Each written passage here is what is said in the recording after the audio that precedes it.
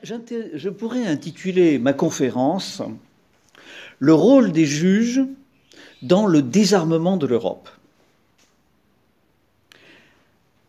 Je vais partir d'un fait qui peut facilement être vérifié. Il y a 3 mois, le 31 octobre exactement, le président Macron a rendu visite à la Cour européenne des droits de l'homme à Strasbourg.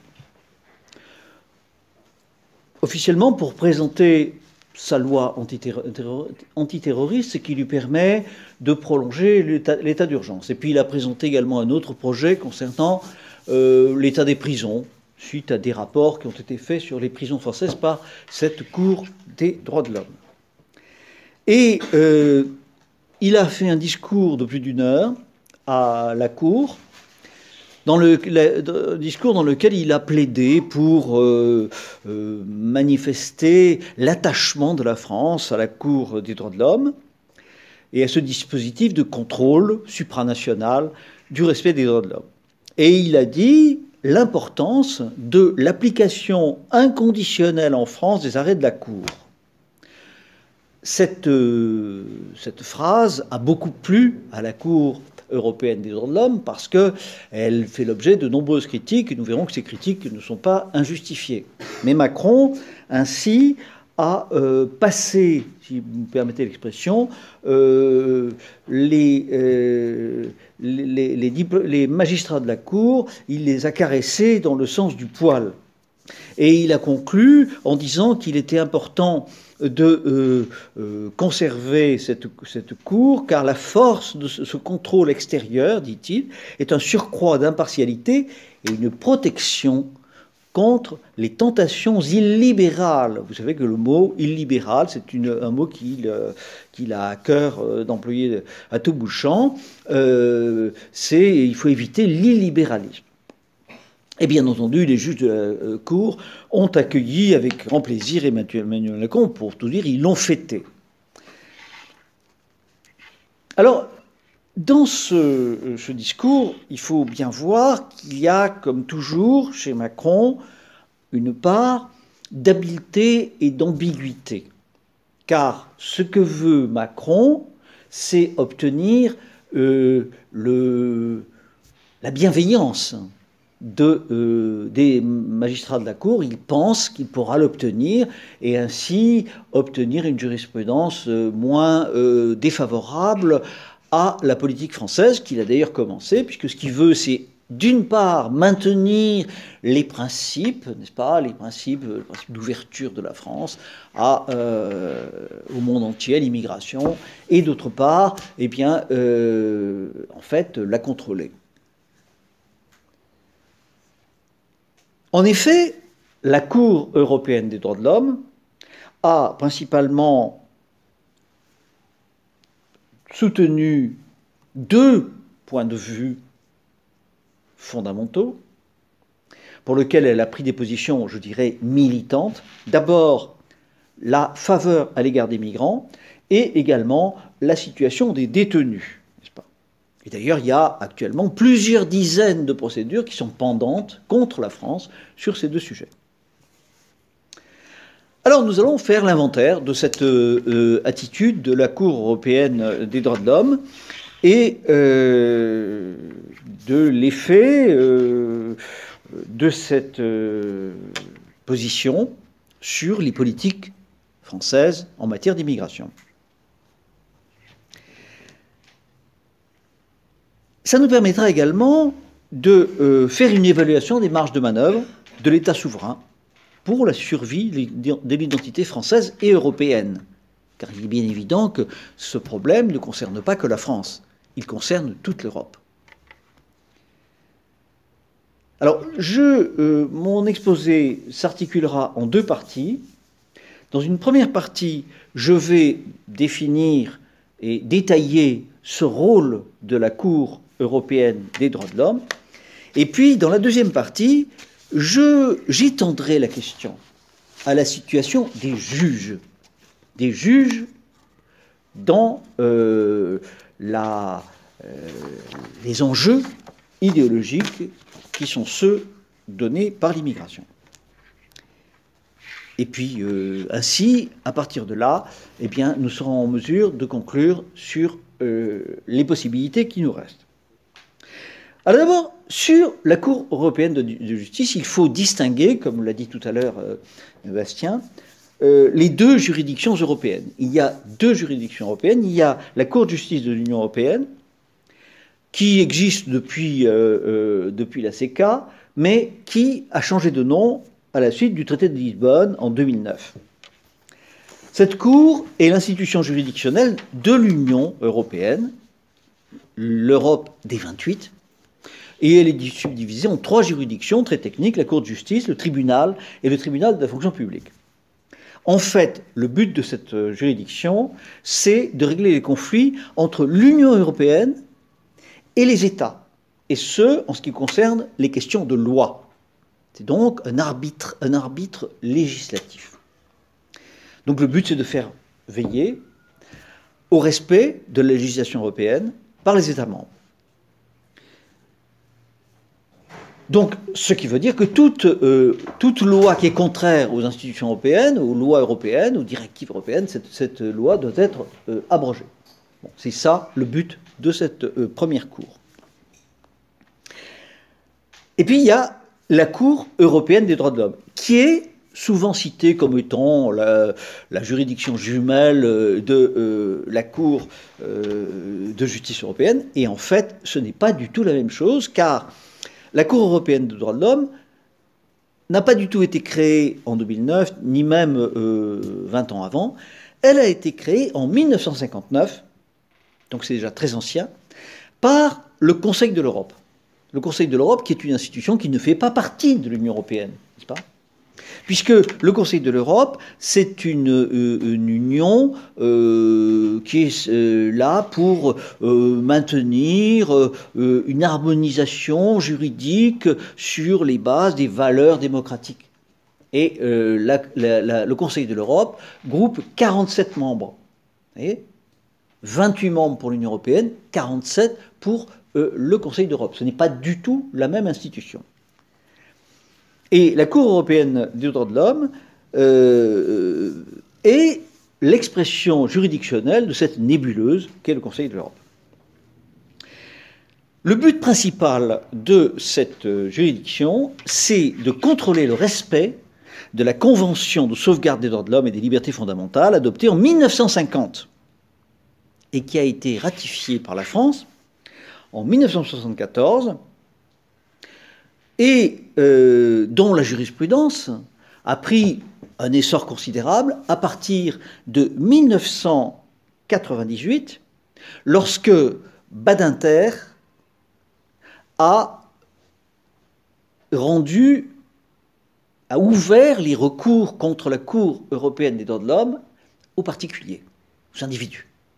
Juste là, ce n'était pas le cas. Alors, il faut bien noter ces deux dates qui sont très intéressantes parce qu'elles nous montrent très bien, elles ont un sens, hein, puisque si la Cour a été, la Convention européenne des droits de l'homme a été ratifiée en 1974, c'est pas pour rien, c'est Giscard. Jamais De Gaulle n'avait voulu ratifier cette convention. C'est pas pour rien. Et c'est Giscard qui a ratifié la Convention européenne des droits de l'homme. De même, eh bien, les gouvernements français n'avaient jamais accepté que les individus fassent des recours contre la Cour européenne des droits de l'homme, parce que c'était une renonciation à des éléments essentiels de la souveraineté. Et c'est Badinter, n'est-ce pas, qui l'a autorisé sous Mitterrand. Donc vous voyez, deux dates qui sont des dates charnières du renoncement français. Alors, pourquoi fait-on un recours contre la Cour européenne des droits de l'homme? Pour la violation des droits de l'homme tels qu'ils sont définis dans cette Convention européenne. Alors, il faut noter que cette Cour va statuer par voie d'exception. Alors, je ne sais pas s'il y a parmi vous des juristes, mais il faut distinguer, vous le savez, le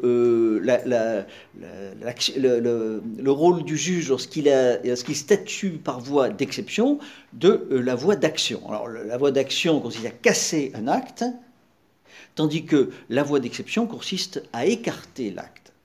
Donc, ce qui fait que chaque fois que la France agit conformément à une réglementation administrative ou législative, et que la Cour européenne des droits de l'homme la condamne la France, elle va écarter l'application de cette règle, mais la règle continue. Mais ça signifie que chaque fois que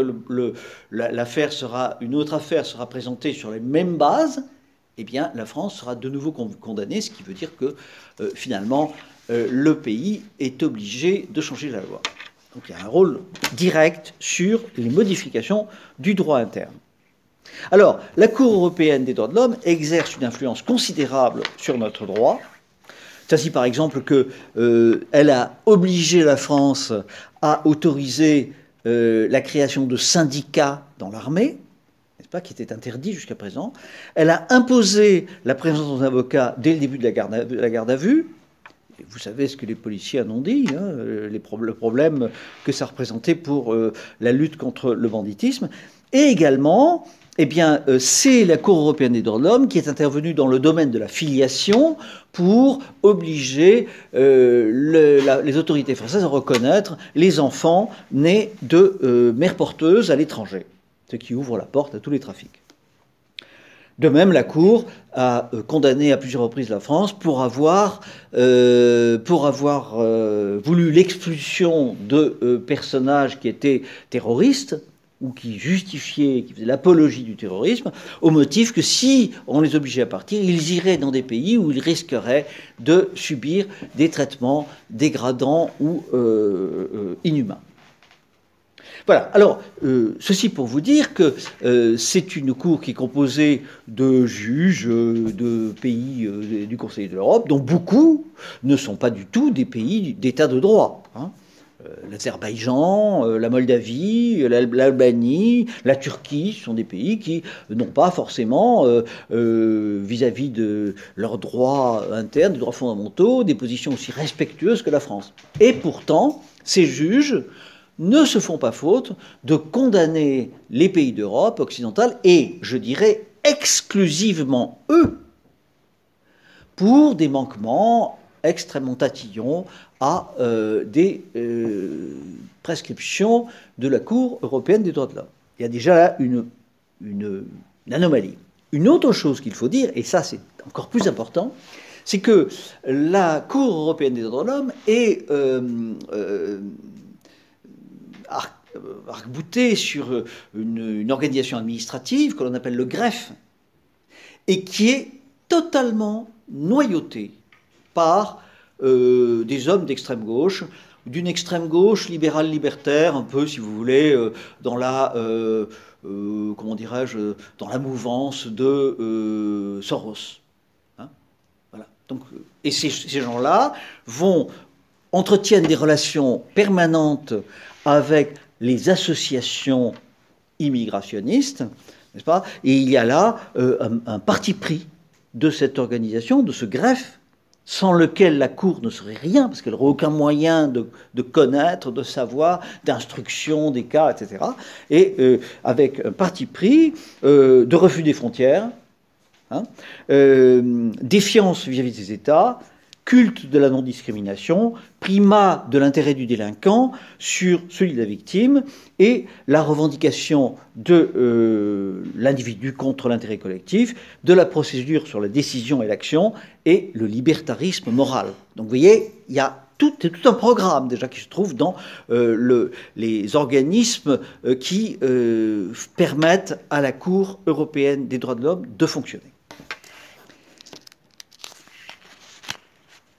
Alors, 3 remarques sur cette Cour qui concernent son fonctionnement, la manière dont cette Cour dit le droit. D'abord, son principe d'interprétation est de manière affirmée elliptique. Ça signifie que ce sont les juges qui décident ce que les textes contiennent. C'est une interprétation ultra large, une interprétation extensive. Les États auraient pu exiger une interprétation restrictive, mais Ils ne l'ont pas fait, et la Cour se permet tous les droits pour interpréter au besoin de manière supralarge les textes. Et ceci au mépris flagrant des interprétations antérieures.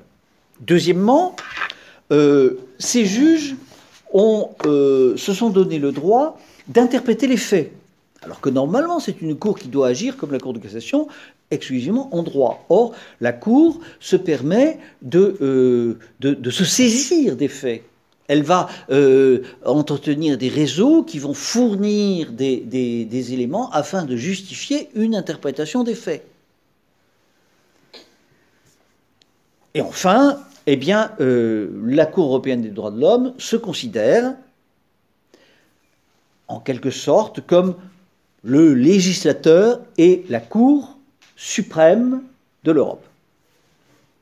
Alors, on pourrait parler de plein de sujets que la Cour européenne des droits de l'homme a traités, mais on n'aurait pas le temps. Donc je vais m'attacher essentiellement à cette jurisprudence en matière d'immigration. Et c'est ce que nous allons étudier dans ce deuxième paragraphe, les principes jurisprudentiels de la Cour européenne des droits de l'homme. Et d'abord, une première exigence, l'interdiction de l'expulsion collective des migrants. On n'a pas le droit d'expulser collectivement les gens. Il faut qu'on expulse des gens pris individuellement. C'est ainsi, par exemple, que le 28 février 2017, eh bien, il y a deux demandeurs d'asile qui étaient originaires du Bangladesh et qui ont été pris en flagrant délit d'escalade des barrières entre la Serbie et la Hongrie. Et ils ont été expulsés vers la Serbie, alors que la Hongrie s'est refusée à procéder à une appréciation individuelle de leur situation. La raison est très simple.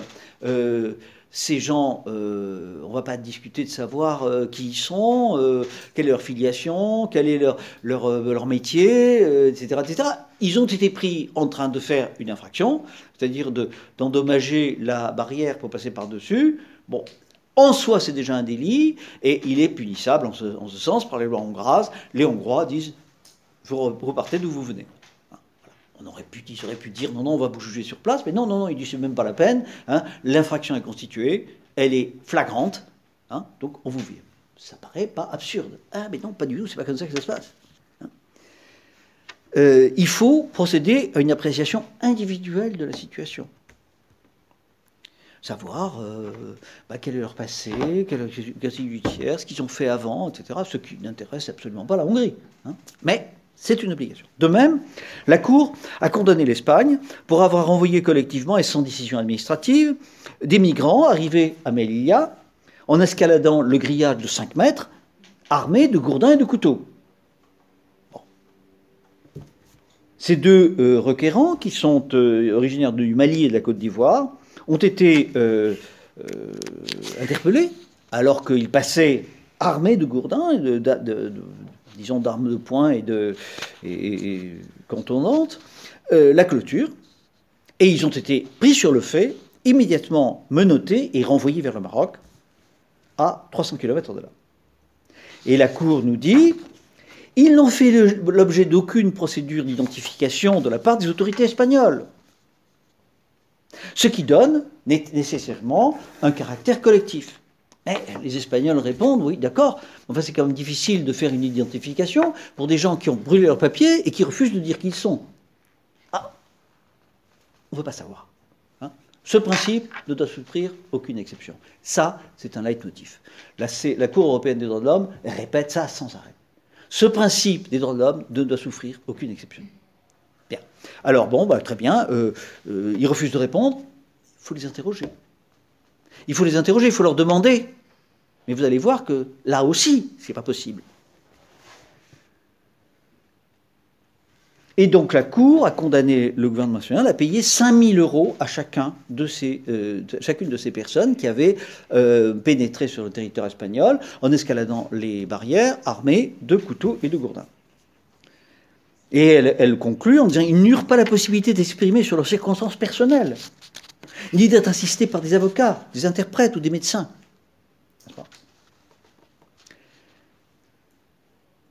Et ça va plus loin. Dans une autre affaire qui s'appelle l'affaire Claifia contre Italie, eh bien, les Italiens ont bien retenu la leçon, ils ont bien fait à donner à chacun un arrêté d'expulsion, mais l'arrêté était rédigé en termes identiques. C'est-à-dire qu'il n'y avait pas une personnalisation de l'arrêté d'expulsion. On n'a pas dit monsieur un tel qui est fils de machin, etc. Mais de toute façon, ils refusent de le dire. Et ils n'ont pas bénéficié d'un entretien individuel. Vous voyez l'état, l'exigence invraisemblable de la Cour européenne des droits de l'homme. Deuxième principe. Interdiction de la détention préventive. Bon, on a arrêté les gens à la sortie de la barrière, hein, et on veut faire un examen préventif, un examen individuel, comme la Cour l'exige. Bon, mais qu'est-ce qu'on fait? Il faut lui dire, bon, vous restez là, attendez un peu, on va venir. On n'a pas, il y a 200 personnes qui attendent, prenez votre tour. Et, par conséquent, il faut les retenir. C'est interdit. On n'a pas le droit de les détenir. On doit les laisser partir, n'est-ce pas? Interdiction de la détention préventive. Ainsi, la Cour européenne des droits de l'homme a condamné l'Italie le 1er septembre 2011 pour rétention illégale, puis dans l'île de Lampedusa, puis sur des navires de gens qui étaient des migrants irréguliers que l'Italie voulait interroger. Troisièmement, donc vous voyez, toutes les portes se ferment. Il n'y a qu'une solution, c'est laisser rentrer les gens. Hein. Toutes les procédures, toutes les exigences ont pour but d'empêcher les États de faire leur travail et de contrôler l'immigration. De même, une exigence absolument extravagante concernant les pays de renvoi. La Cour européenne des droits de l'homme a tranché en défaveur de nombreux pays européens en interdisant l'expulsion dans le pays d'origine, le dernier pays avant la frontière. Pourquoi? Eh bien parce que ces pays ne présentent pas des garanties suffisantes pour la survie de ces immigrés. Par exemple, la Serbie, des immigrés qui venaient de Serbie en Hongrie et qui ont été renvoyés en Serbie, on a dit non, la Serbie ne peut pas être considérée comme un pays sûr. Alors si ce n'était pas un pays sûr, on se demande pourquoi ils sont passés par là. Et donc, cette argumentation, elle permet de dire non, non, vous êtes obligés de les garder.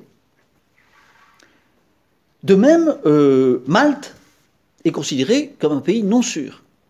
Je ne sais pas si vous êtes allé à Malte, hein, bon, ça ne m'a pas paru un pays d'insécurité. Eh bien non, vous renvoyez les gens à Malte. Malte, ce n'est pas un pays sûr car il ne bénéficie pas d'un système de protection sociale tel qu'il était recherché par les migrants.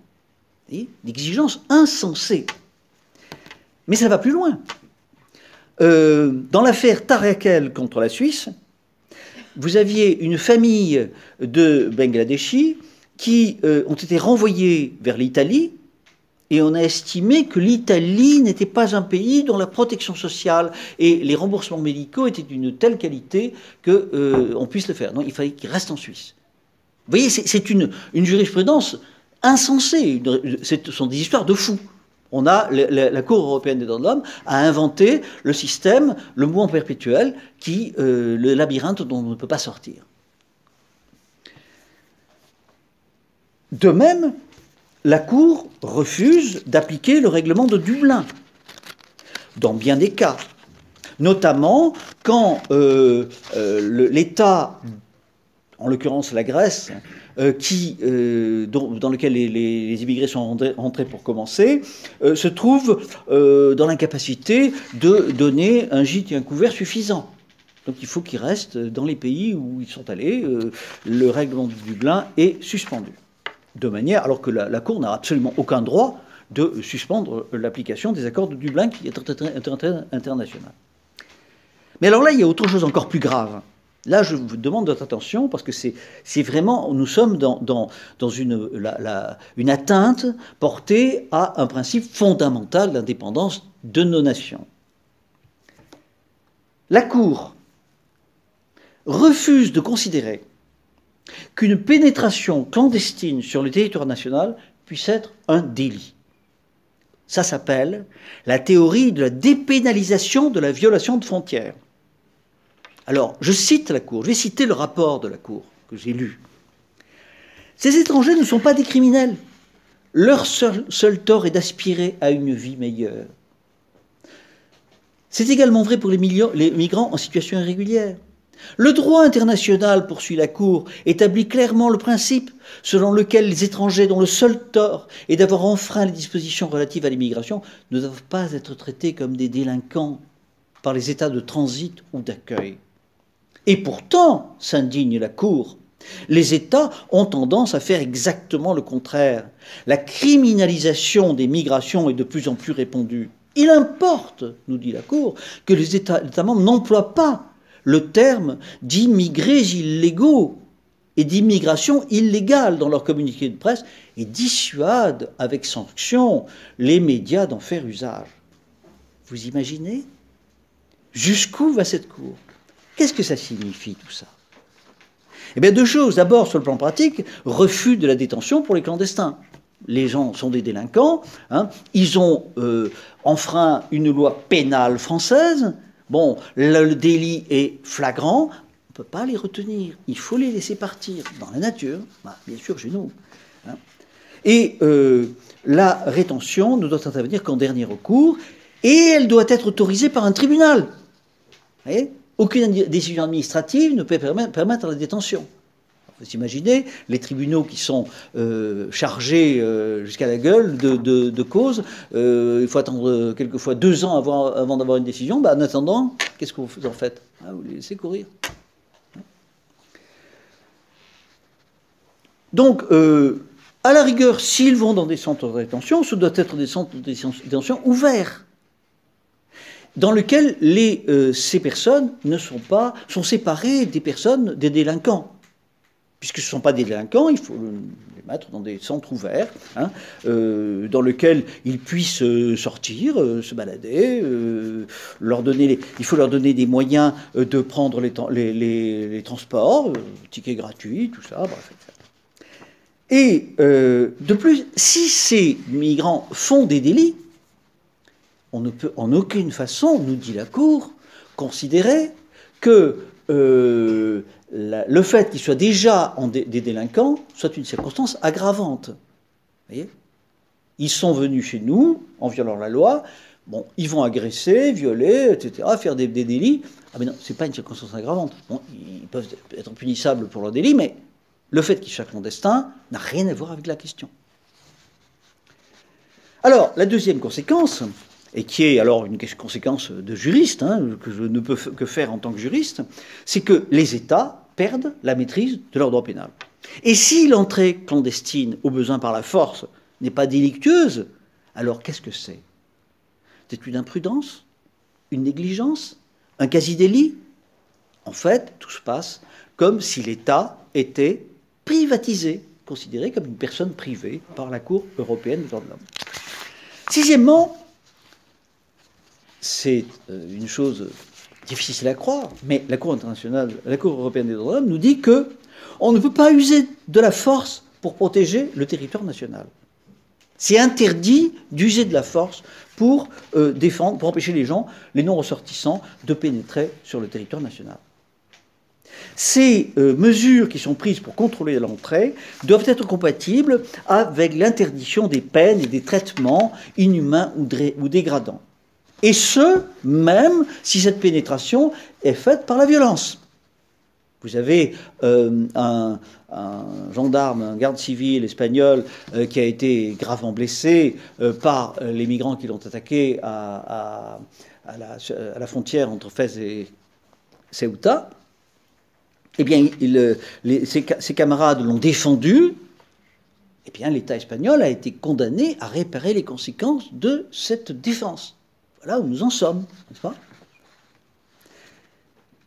Et la Cour ajoute, alors une formule nouvelle et tout à fait étonnante, en matière d'interception des mouvements illégaux ou de prévention des entrées clandestines, les États doivent respecter le droit de toute personne à quitter son pays. Qu'est-ce que ça signifie ?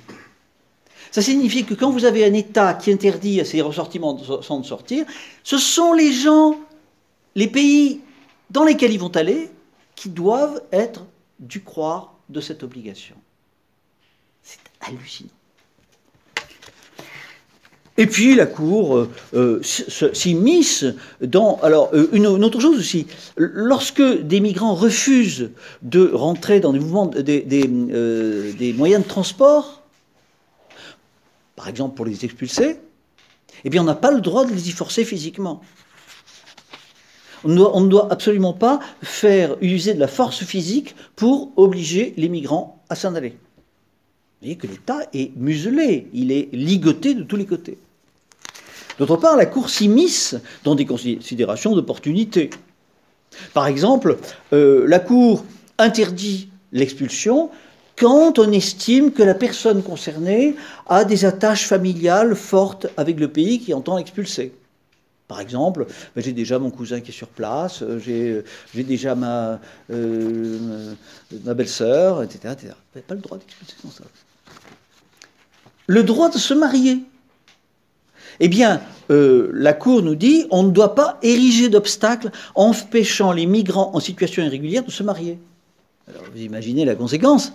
C'est que chaque fois qu'il y a des migrants quelque part, vous avez des agences patrimoniales bidons qui organisent des mariages blancs, qui sont d'ailleurs divorcés quelques mois plus tard, et qui permettent d'avoir une nationalité française et de se retrouver sur le territoire français, au moins en résident autorisé.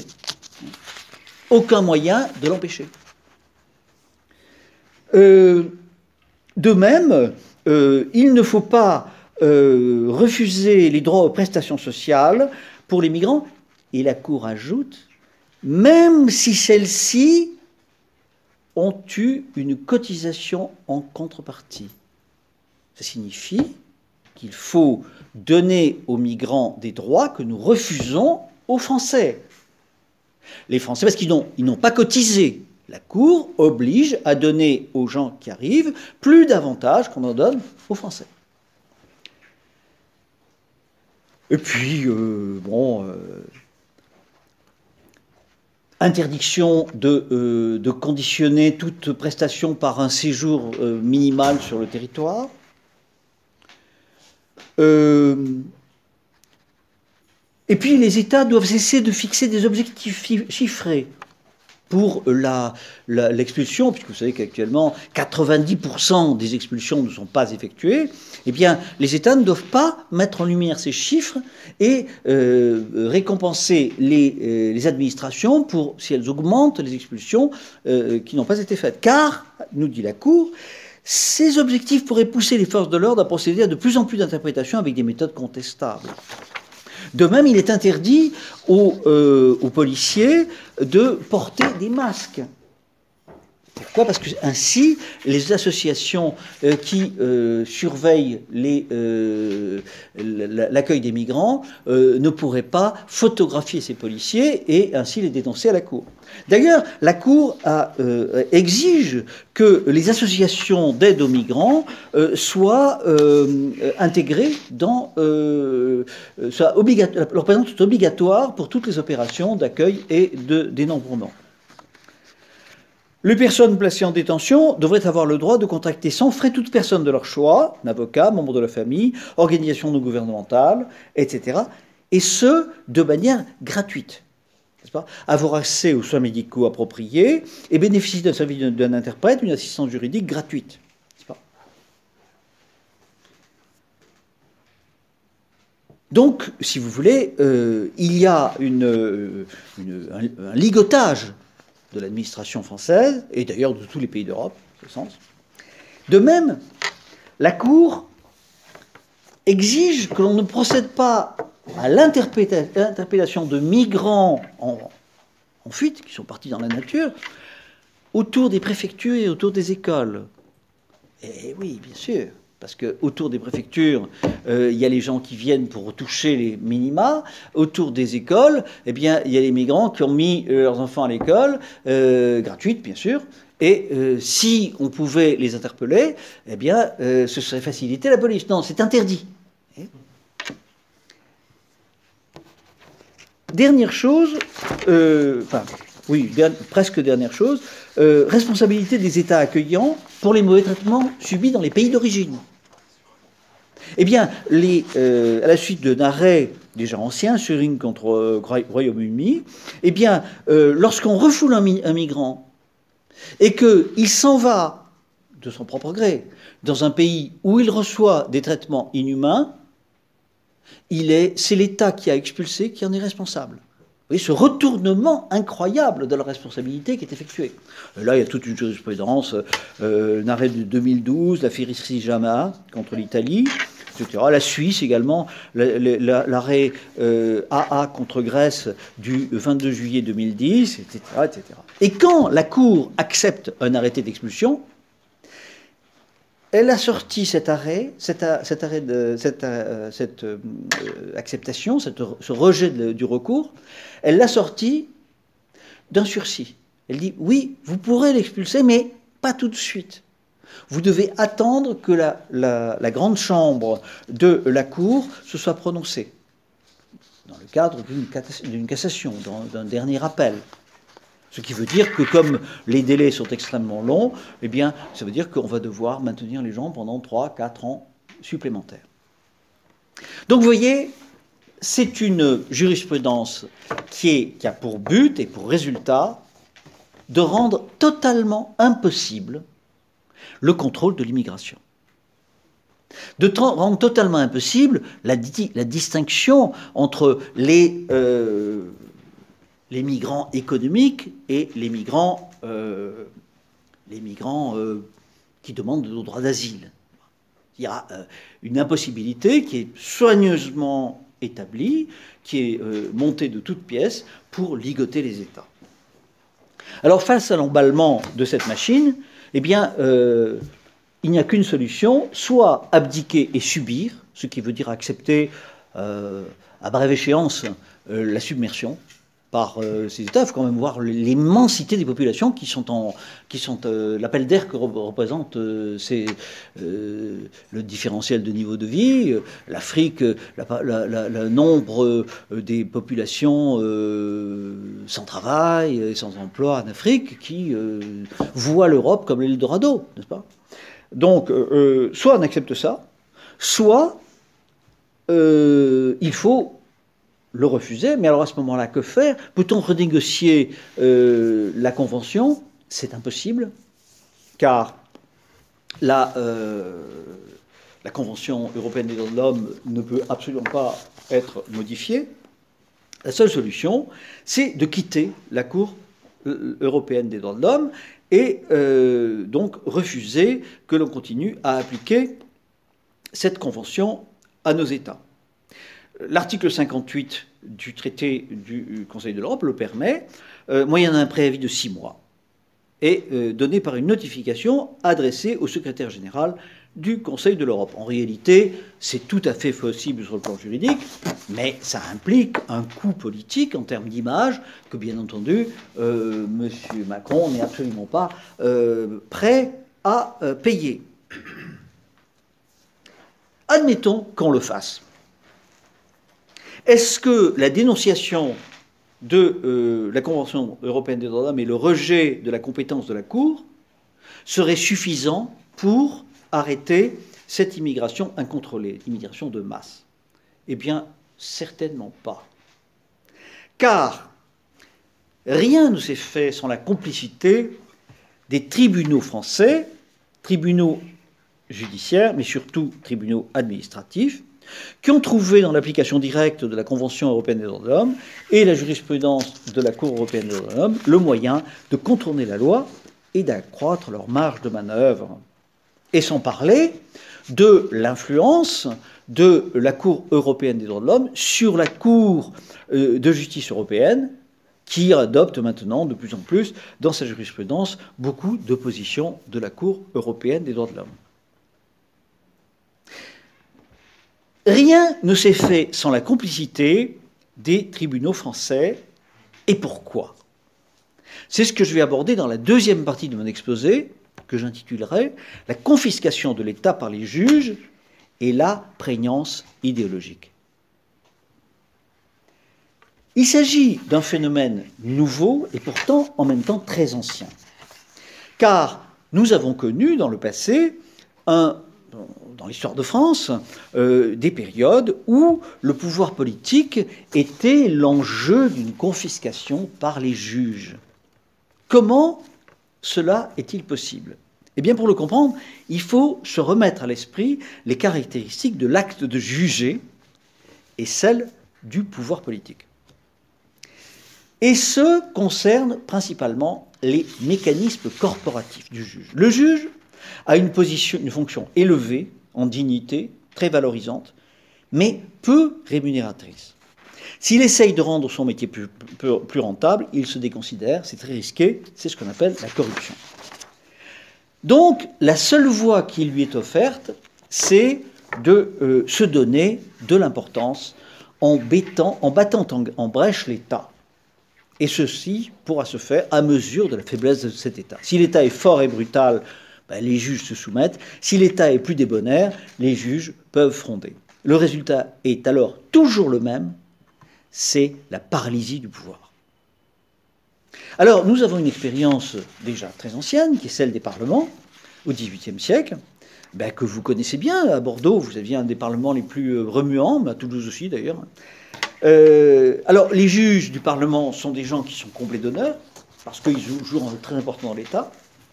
Ils sont propriétaires de leurs charges à partir d'Henri IV. Mais ils se croient, peu à peu, un organe majeur de la souveraineté. Et d'ailleurs, ils s'intitulent Cour souveraine.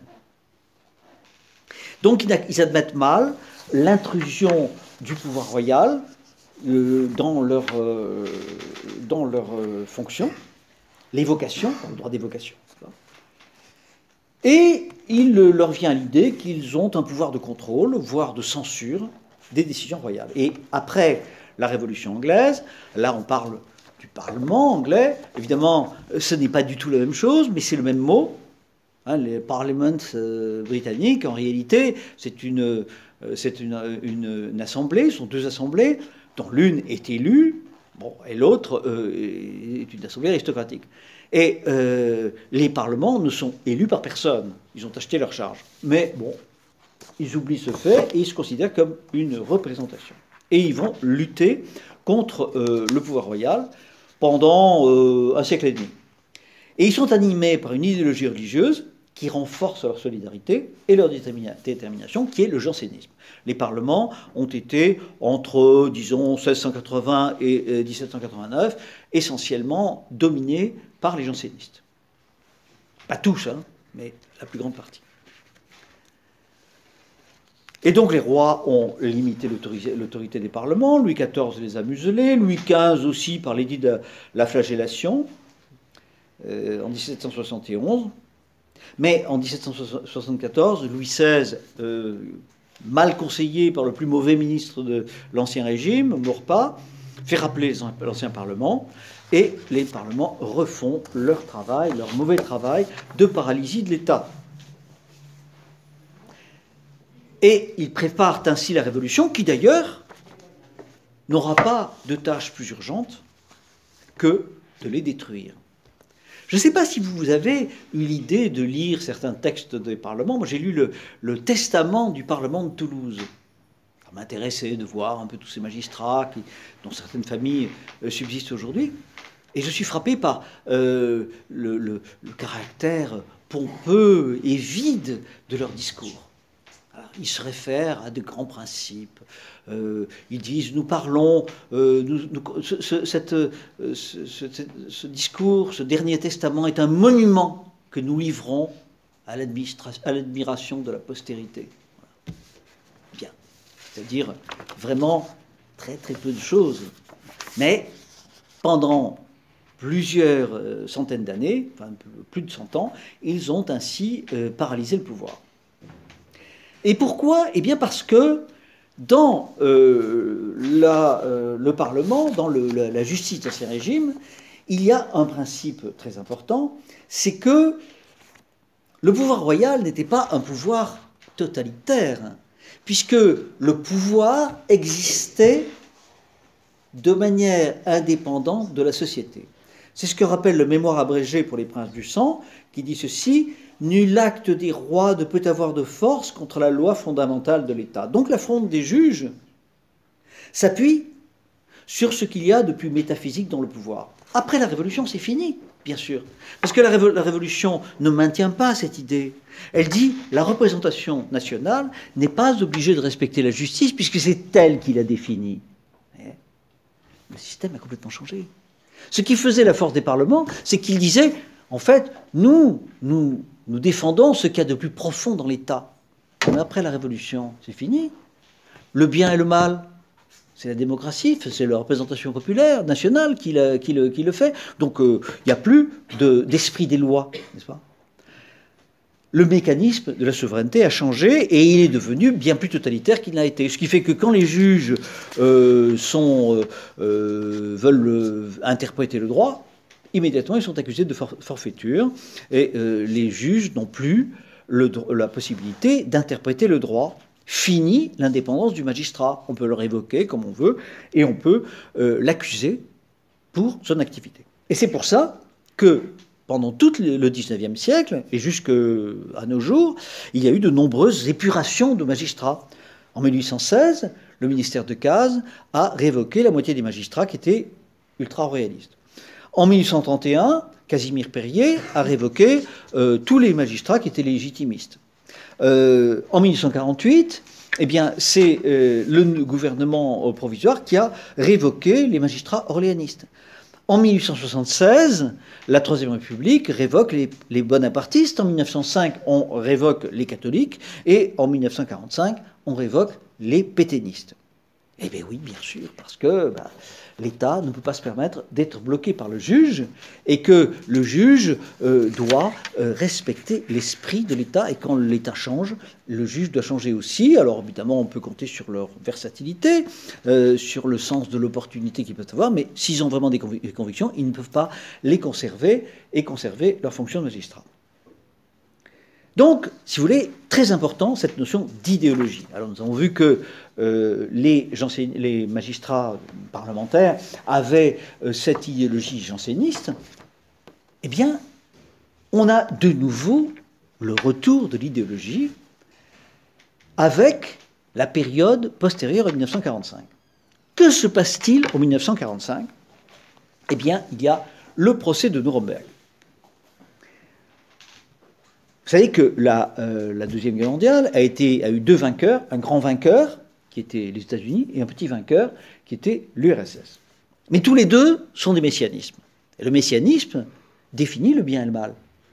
Le messianisme ne permet pas de dire il y a la raison d'État. Non, il y a le bien, il y a le mal. Le combat du bien et le combat du mal.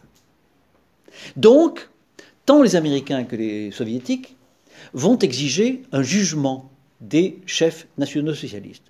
Churchill, qui n'était pas, qui était citoyen d'un État traditionnel, disait avec beaucoup de finesse: tuez les chefs nationaux-socialistes, bien sûr, mais ne les jugez pas, parce que vous allez porter atteinte à la nature de l'État.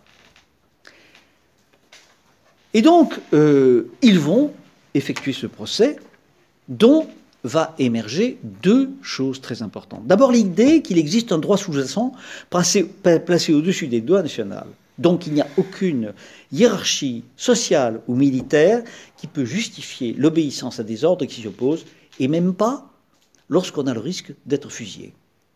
Hein? C'est ce qu'on appelle le droit de Nuremberg. Deuxièmement, l'idée que cette norme supérieure est éternelle, n'est-ce pas ? Et qu'elle s'applique par conséquent rétroactivement. C'est donc l'idéologie américaine fondée sur le messianisme puritain qui s'impose de manière absolue. Et qu'est-ce que ça implique?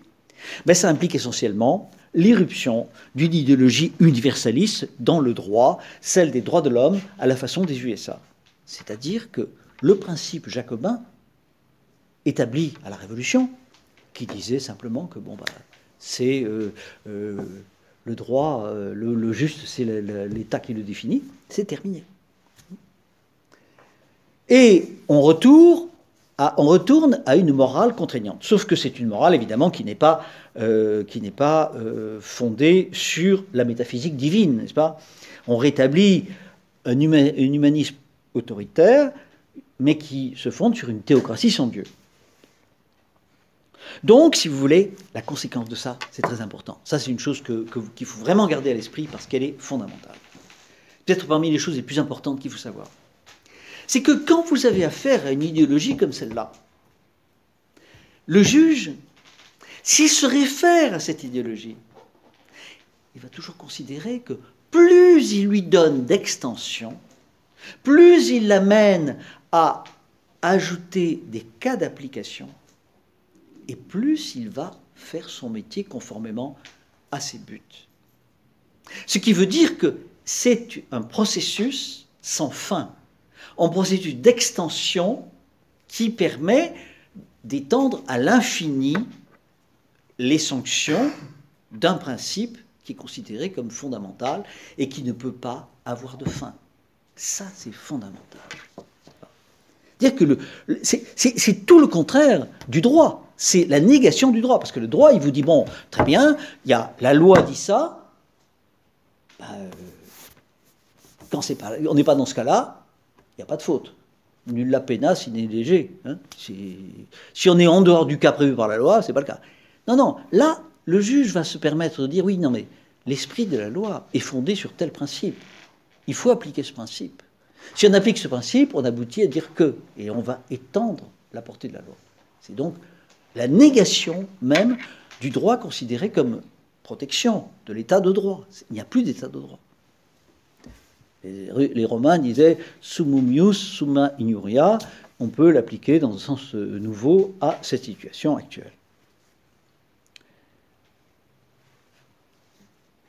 Et donc, le juge n'applique plus le droit positif, il vaticine sur ces droits de l'homme, dont le grand juriste catholique Michel Villet disait qu'ils étaient des pétitions et non pas des droits.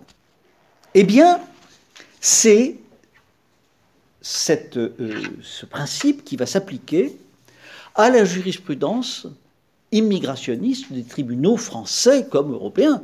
Hein.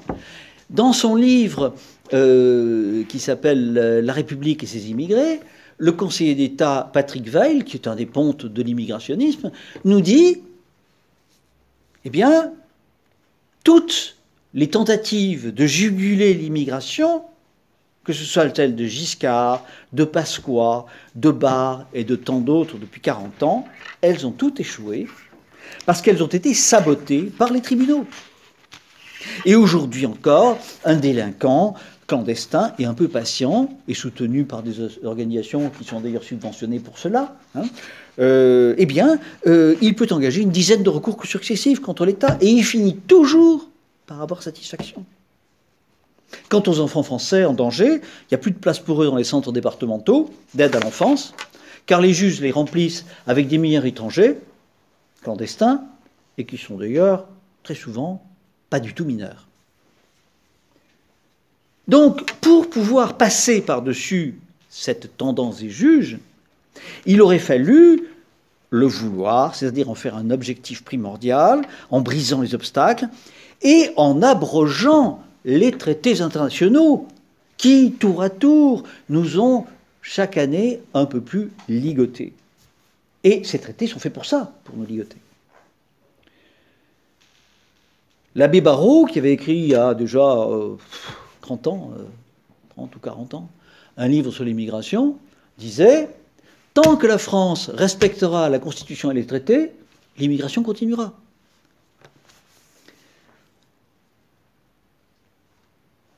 Donc, nous assistons à une confiscation du pouvoir par les juges. Le pouvoir n'est plus en mesure de faire une politique suivie et d'appliquer les principes du politique. Donc, De même qu'en 1750, les parlements étaient jansénistes, les juges du syndicat de la magistrature veulent une justice partiale, ce qui est évidemment le contraire de la justice. Alors, je ne vais pas vous détailler par le menu tous les cas de cette tendance des juges à étendre leur pouvoir de manière quelquefois absurde. Je mentionnerai seulement 2 cas. Eh bien, la compétence universelle, la prétendue compétence universelle, je ne sais pas si vous savez ce que c'est tout simplement le droit pour les juges de connaître, pour les juges pénaux, de connaître de faits qui se sont produits dans le monde, n'importe où, dans la mesure où une autre juridiction ne s'est pas saisie. Ainsi, par exemple, que le tribunal correctionnel de Bruxelles a mis en accusation Ariel Sharon pour des actes qu'il avait fait en Israël. Ou le juge Balthazar Garston qui a demandé l'arrestation de Pinochet alors qu'il était en visite à Londres. Vous voyez, ça, c'est la compétence universelle. Pouvoir totalement insensé, mais qui s'appuie sur cette Convention universelle des droits de l'homme qui dit qu'aucun crime contre les droits de l'homme ne doit rester impuni. Voilà. Ils interprètent ça, ben oui, si c'est pas impuni, c'est nous qui allons le punir. Je dirais également un autre cas, la généralisation de la latitude laissée aux juges de statuer sur la base des préambules des constitutions et des traités. Alors, il faut s'imaginer que dans un traité, comme dans une constitution, il y a le texte de loi qui fait partie du droit positif. Et puis il y a le préambule. Le préambule, ce sont des principes généraux dans le but de permettre aux gens d'être heureux, de respecter le droit, d'éviter de maintenir la paix, tout ça. Les préambules, c'est ça. Hein. Très souvent, les États qui signent les traités font des réserves et ils disent on n'accepte pas tel article, tel article. Quelquefois, ils n'acceptent aucun article, mais ils acceptent le préambule, parce que ce n'est pas du droit positif. Eh bien, les juges ont pris l'habitude aujourd'hui d'interpréter les préambules et d'en tirer du droit positif, alors que c'est une fonction que personne ne leur a donnée. Et je dirais, il y a 2 juridictions qui sont spécialisées là-dedans, c'est le Conseil constitutionnel et le Conseil d'État. Donc, on transforme ce qui n'est qu'une déclaration d'intention en une règle du droit positif. Et donc, c'est un véritable coup d'État silencieux, et ils se sont emparés d'un pouvoir législatif en s'appuyant sur les médias et en s'appuyant sur ces traités ou sur la Convention internationale des droits de l'enfant. Enfin, tout permet de bâtir du droit, de fabriquer du droit de toutes pièces à partir de simples déclarations d'intention. Mais tout ça, ce que je viens de vous dire, ce n'est rien à côté de la gigantesque machine idéologique à détruire les identités, qui est le principe de non-discrimination. Qui est-ce qui, dans cette assemblée, sait ce que veut dire le principe de non-discrimination? Personne. Grave. Bon alors, le principe de non-discrimination, on pourrait en parler, je pourrais vous faire une conférence de 2 heures dessus, hein, parce que c'est quelque chose de diabolique, c'est monstrueux. C'est une expression qui vient du droit anglo-saxon et qui désigne la libre circulation des marchandises. Non-Discrimination Act. Par exemple, en 1780, l'Angleterre signe un traité avec l'Espagne qui permet d'avoir la clause de la nation la plus favorisée en droit international pour les produits anglais. Et on appelle ça non-discrimination. Ça veut dire qu'on va vous permettre, c'est un accord de libre-échange en quelque sorte. On vous donne les droits, le maximum de droits de pouvoir faire entrer des produits dans un pays. Seulement, ça ne s'applique pas du tout aux marchandises, là. Ça s'applique aux personnes. Et ça a commencé à apparaître à partir de 1947, qui est la Déclaration universelle des droits de l'homme de l'ONU. Qu'est-ce que c'est que le principe de non-discrimination? Ça consiste à dire que on ne peut pas exclure un individu, ni au nom de la communauté à laquelle il veut participer, ni en raison de la communauté à laquelle il appartient. Par exemple, au nom du principe de non-discrimination, on a condamné une école catholique qui avait refusé les candidatures d'un professeur musulman au motif qu'on n'accepte que les catholiques. Bon, gageons que si ça avait été une école juive, le jugement aurait été différent, ou même une école musulmane. Mais voilà, vous voyez? Donc pourquoi? Parce que là, vous appuyez sur l'existence d'un groupe, et vous refusez quelqu'un parce qu'il ne fait pas partie de ce groupe et qu'il fait partie d'un autre groupe incompatible. Eh bien, c'est interdit. Alors, je voudrais souligner la gravité de cette règle, car elle est une déclaration de guerre à toute différence héritée. C'est une déclaration de guerre mortelle pour tout ce qui est patrie charnelle, tout ce qui est héritage culturel. Voilà ce que nous avons introduit dans le droit, n'est-ce pas?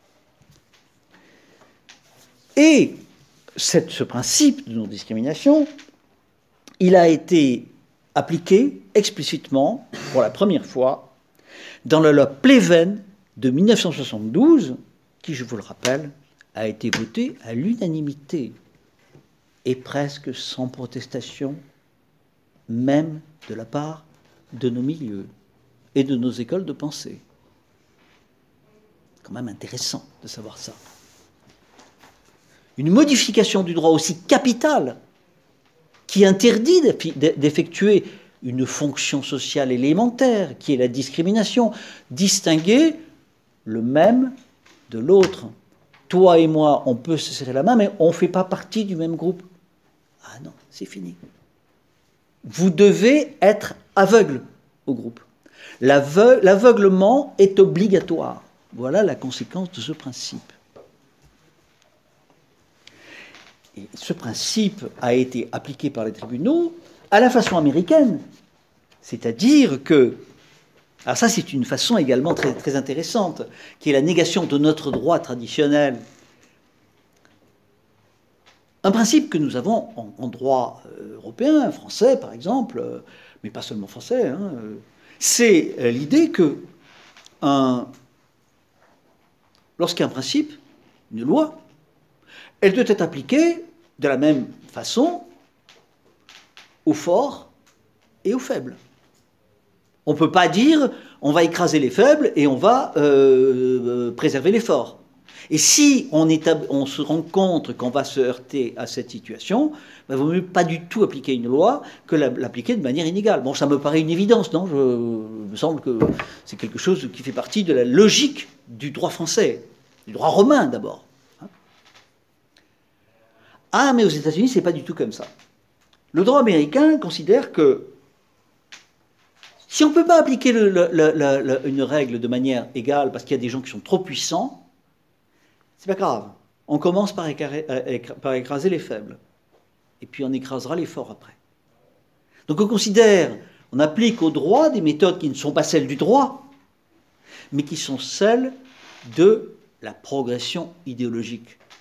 C'est-à-dire un combat idéologique, une invasion progressive par des principes de vie, en commençant par écraser les obstacles les plus faibles. Eh bien, c'est comme ça qu'on applique le principe de non-discrimination. C'est ainsi, par exemple, que si vous êtes une vieille dame retraitée et que vous faites paraître une annonce dans laquelle vous dites « je veux louer ma chambre d'étudiant, mais je voudrais un étudiant français, hein, s'il vous plaît. » Ben, cette vieille dame, elle est attaquée dans les tribunaux, on va la ruiner, on va briser sa vie en lui donnant des amendes gigantesques, parce que elle a contrevenu au principe de non-discrimination. Mais en revanche, si vous êtes la compagnie AXA et que vous faites paraître dans votre guide de souscription évident le fait qu'on ne doit pas assurer telle catégorie, parce que ce sont Moi, j'ai eu le cas j'étais assureur, mon métier, j'ai eu le cas d'une personne qui était un gitan, de famille gitane, mais il était sédentaire et il avait un mode de vie qui était celui de tout le monde. Et il m'a demandé d'assurer sa maison. J'ai assuré sa maison. La compagnie m'a dit j'annule le contrat parce que ce monsieur est un gitan. Je lui ai dit c'est un gitan peut-être d'origine, mais enfin, du moment qu'il a une maison et qu'il veut l'assurer, c'est qu'il est sédentaire. Ah non, non, non. c'est un gitan, on ne veut pas. Et ils ont résilié le contrat à cause de ça. Ils ont passé sans effet le contrat, ce qui était gitan. De même, les banquiers, moi je faisais de la vente de contrats comment dit-on, de financement, et il y avait une dame antillaise qui venait s'assurer, bon, je lui ai proposé le contrat, etc. La banque m'a dit, monsieur, cette personne est antillaise, on n'assure pas les Antillais car la statistique est trop mauvaise. Donc vous voyez, vous êtes la banque pouvait ainsi répondre par des statistiques, donc qui fait qu'elle s'appuyait sur une réalité, mais enfin qui est illégale. On n'a pas le droit de faire ça. Mais vous comprenez bien que on ne va pas attaquer avec ça. C'est trop puissant. Ils ont 5000 avocats, hein, parmi les meilleurs, et bon, l'affaire ne marchera pas. Ça, c'est le principe de non-discrimination. C'est un principe qui, de manière avérée, est censé écraser d'abord les faibles en préservant momentanément les forts. En fait, c'est la négation de la justice. Alors, comme bien sûr ce système fonctionne très bien, et qu'il a déjà fait beaucoup de victimes, eh bien, il y a beaucoup de groupes minoritaires qui vont essayer de voir appliquer cette jurisprudence de la non-discrimination à leur cas particulier. Alors c'est ainsi qu'aujourd'hui, on a étendu, bien sûr, l'origine, le sexe, n'est-ce pas ? On ne peut pas discriminer en fonction du sexe, les mœurs, l'orientation sexuelle, l'identité de genre, notez quand même cette notion, hein, l'âge, hein, la situation familiale, les caractéristiques génétiques, l'appartenance ou la non-appartenance, vraie ou supposée, à une ethnie, une nation ou une race, les opinions politiques, sauf bien sûr s'il s'agit d'opinions politiques comme les nôtres, hein, bien sûr. Les activités syndicales, les convictions religieuses, l'apparence physique, le nom de famille, lieu de résidence, domiciliation bancaire, état de santé, précarité de situation économique, capacité à s'exprimer dans une langue autre que le français. Et la dernière addition à ce principe de non-discrimination, c'est l'article 225E1, 2 du Code pénal, l'acceptation ou le refus de subir des faits de bizutage. Voilà. Ce principe de non-discrimination a complètement, mine de rien, et sans qu'on nous le dise, chamboulé totalement notre droit. Puisque, en droit, vieille exception qui vient du droit romain, le plus ancien, n'est-ce pas, date du 5e siècle avant Jésus-Christ, c'est l'exceptio veritatis. Bon. Vous avez dit quelque chose, vous avez fait quelque chose au nom d'une réalité que vous estimiez juste, eh bien, si vous prouvez qu'elle est vraiment juste, l'acte que vous aurez fait sera disqualifié sur le plan pénal, l'exceptio veritatis. Eh bien, la jurisprudence concernant le principe de non-discrimination nous dit qu'il n'y a plus d'exception de vérité en matière de principe de non-discrimination. Par exemple, si je dis, bon, il se trouve que sur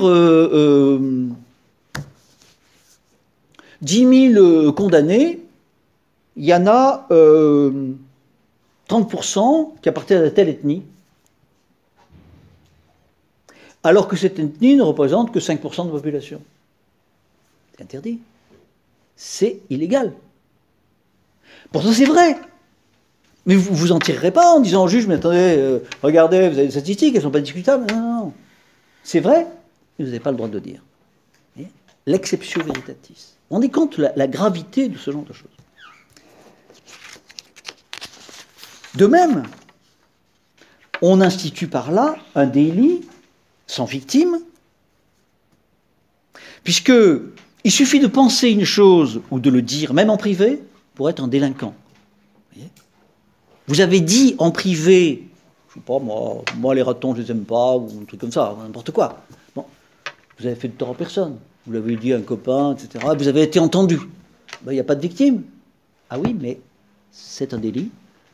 Vous allez être puni pour avoir pensé ou dit quelque chose. Bon, je ne dis pas que c'est bien de dire j'aime pas les ratons, hein, c'est pas ça que je veux dire. Mais je dis simplement, voilà, on a instauré un délit sans victime, alors qu'il n'y a pas de tort, il n'y a pas de dol causé à personne. De même,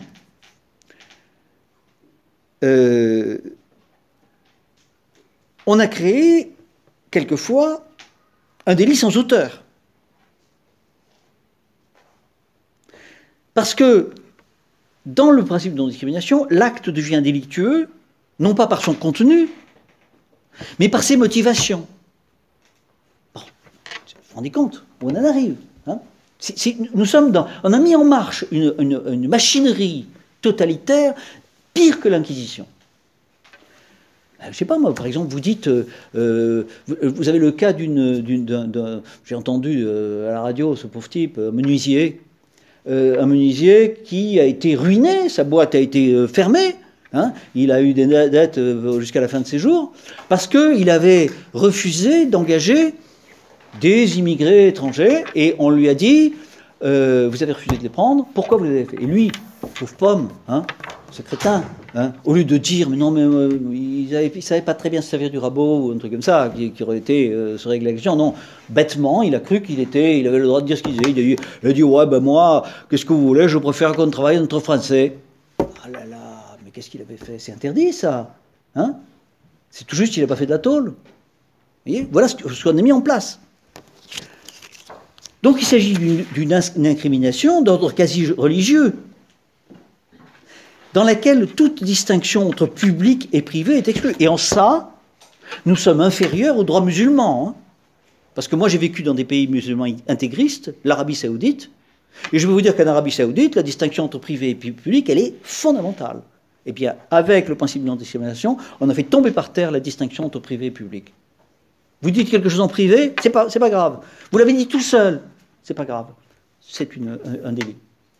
On va sanctionner une pensée. On va sanctionner une motivation. Nous sommes dans le cadre de l'Inquisition. Exactement. Sauf que l'Inquisition, elle avait quand même de très grandes limites que l'État moderne ne connaît pas. Et actuellement, nous en sommes encore dans l'idée que ce que je fais en ce moment est permis, puisque c'est ce qu'on appelle un discours contra legem. Je combats la loi, mais je ne tombe pas sous son coup. Mais beaucoup de juges, il y a une jurisprudence qui est en formation et qui va interdire de critiquer la loi. On ne pourra même plus dire que le principe de non-discrimination est une abomination. Vous voyez la gravité de cette situation. Vous voyez combien ça va être difficile de préserver l'identité française tant qu'on aura un principe pareil qui nous domine, n'est-ce pas? Alors, j'en reviens à mon point de départ. Macron qui croit qu'en finassant, qu'en passant, en caressant les juges, en disant vous êtes des gens formidables, très bien. Mais en ne changeant rien au système idéologique et juridique de l'Europe, on pourra, malgré tout, continuer à maintenir nos États. Eh bien, c'est une erreur grossière, parce que le monstre idéologique est tellement puissant que l'on ne peut pas le combattre par la bande. Il faut affirmer son incroyance face à ce dogme néo-religieux. Il faut blasphémer cette nouvelle religion. Et si on arrive à libérer ainsi notre parole, alors nous pourrons nous faire entendre. Que puis-je dire en conclusion? Eh bien, je dirais que la souveraineté est une, et le juge fait partie de la souveraineté, mais il y est normalement soumis.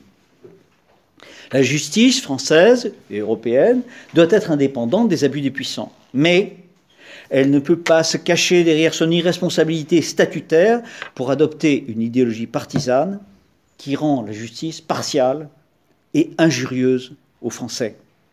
Je n'ai pas confiance dans la justice de mon pays.